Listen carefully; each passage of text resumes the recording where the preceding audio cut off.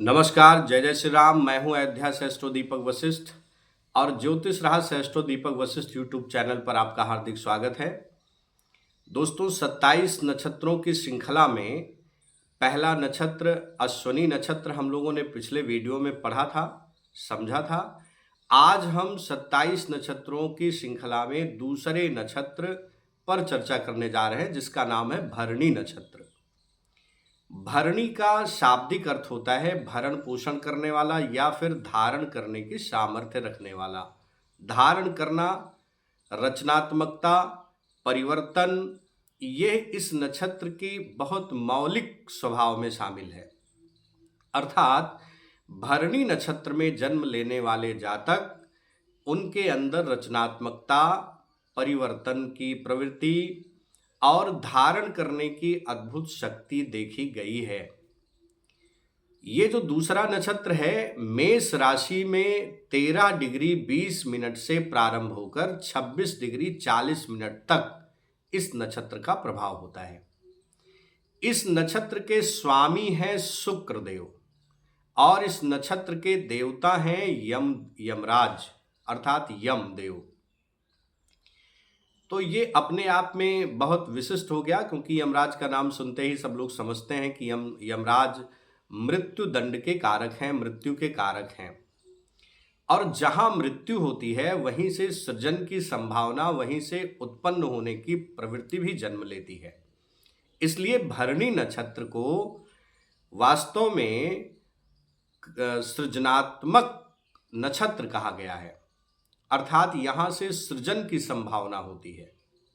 और यही कारण है कि भरणी नक्षत्र का जो प्रतीक है वो योनि अर्थात गर्भाशय को माना गया है। और हम सभी जानते हैं कि गर्भाशय से ही गर्भ धारण करने की क्षमता और जीवों के उत्पत्ति होने का मार्ग प्रशस्त होता है। इसलिए यह सृजन का, उत्पत्ति का नक्षत्र है। लेकिन जहां यमदेव हैं तो वहां पर मृत्यु दंड, न्याय और कर्मशीलता, कर्तव्य निष्ठता भी जुड़ जाती है। इसलिए इस नक्षत्र में जन्मे जातक को न्यायप्रिय होना चाहिए, कर्मों के प्रति हमेशा संतुलन बना के काम करना चाहिए और सृजनात्मक प्रकृति को सकारात्मक दिशा में इसका उपयोग करना चाहिए। शुक्र का नक्षत्र होने के कारण इस नक्षत्र में जन्मे जातक पर शुक्र का बड़ा प्रभाव होता है।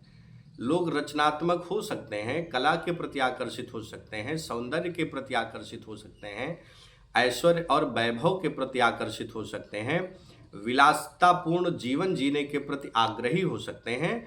हालांकि ये चीजें नुकसान करती हैं, लेकिन ये प्रकृति ऐसे नक्षत्र में जन्म लेने वाले जातकों के व्यक्तित्व में देखी जाती हैं। चूंकि 13 डिग्री 20 मिनट से भरणी नक्षत्र प्रारंभ होता है, तो सभी नक्षत्रों की तरह इसके भी 4 चरण होते हैं। और पहला चरण स्टार्ट होता है 13 डिग्री 20 मिनट से लेकर के, उसमें 3 डिग्री 20 मिनट और जोड़ दीजिए तो 16 डिग्री 40 मिनट। अर्थात भरणी नक्षत्र का जो प्रथम चरण है वो 13 डिग्री 20 मिनट से लेकर 16 डिग्री 40 मिनट तक होता है।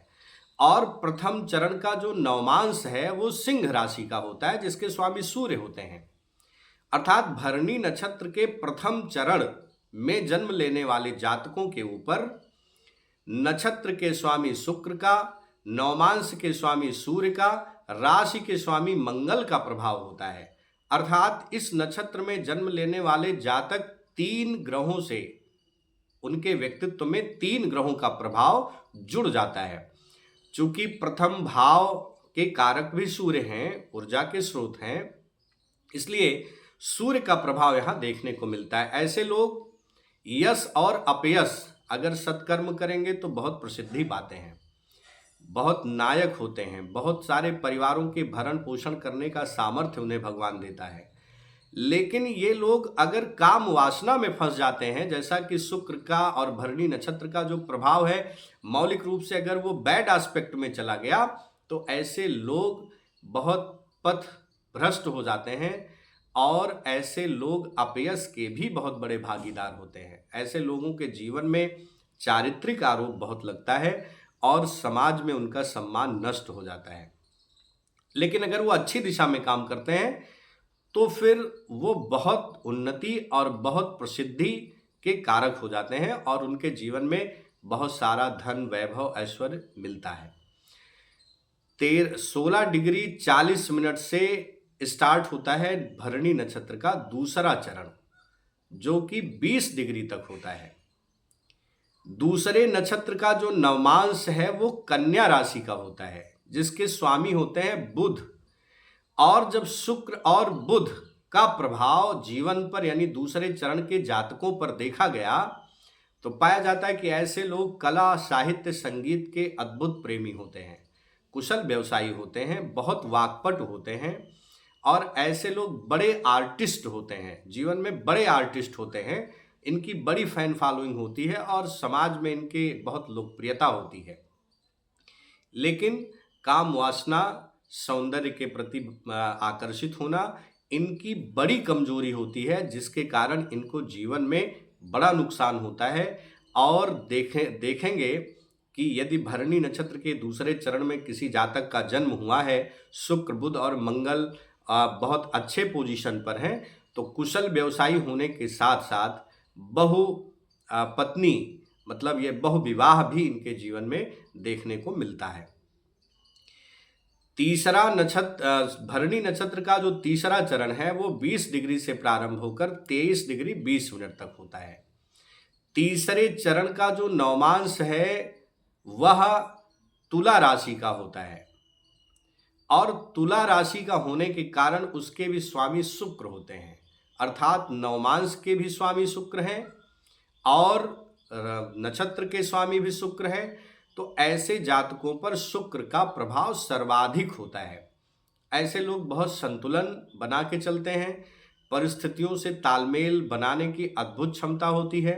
ऐसे लोगों को चालाक किस्म का भी माना जाता है। ये अपने अपने स्वार्थ, अपने लक्ष्यों के प्रति बहुत जिम्मेदार होते हैं, इसलिए संबंधों को में बहुत ये तौल करके संबंध बनाते हैं, जहां लाभ देखते हैं वहीं पर जुड़ते हैं। ऐसे लोगों के जीवन में मुख्यतः ये हर विषम परिस्थिति से निपटने में बहुत माहिर होते हैं और भोगी होते हैं। कह सकते हैं कि ये ऐश्वर्य के और विलासितापूर्ण जीवन जीने के आदी होते हैं, बहुत कंफर्ट जोन में रहना चाहते हैं, खाने पीने पहनने के बहुत ज़्यादा शौकीन होते हैं। व्यवसायिक दृष्टिकोण होता है, इनको नित्य धन चाहिए, प्रतिदिन धन चाहिए, धन के प्रति बहुत आग्रही होते हैं। चौथा चरण जो कि 23 डिग्री 20 मिनट से स्टार्ट होता है 26 डिग्री 40 मिनट तक, भरणी नक्षत्र का चौथा चरण वृश्चिक राशि का नवमांश होता है और उसके स्वामी मंगल होते हैं। तो राशि के स्वामी मंगल, नवमांश के स्वामी मंगल, नक्षत्र के स्वामी शुक्र, अर्थात इनमें मंगल का प्रभाव बहुत ज़्यादा होता है। चौथे चरण होने के कारण ये बहुत रहस्यमयी होते हैं, रहस्यवाद इनके जीवन का, चूंकि वृश्चिक राशि का प्रभाव इनके जीवन में देखने को मिलता है। ऐसे लोग बहुत मिस्टीरियस पर्सनालिटी के होते हैं, जासूसी का काम करते हैं, कान भरने का काम करते हैं, गोपनीय रहस्य जानेंगे, अपने हित में उसका उपयोग करेंगे और इनके जीवन में आकस्मिकता, परिवर्तन खूब लगा रहता है। थोड़ा क्रूर स्वभाव के भी, क्रोधी स्वभाव के भी होते हैं, इसलिए रिश्तों में बहुत कड़वाहट इनके पैदा हो जाती है इनके अपने क्रोधी स्वभाव के कारण। और इसलिए भरणी नक्षत्र बहुत महत्वपूर्ण है।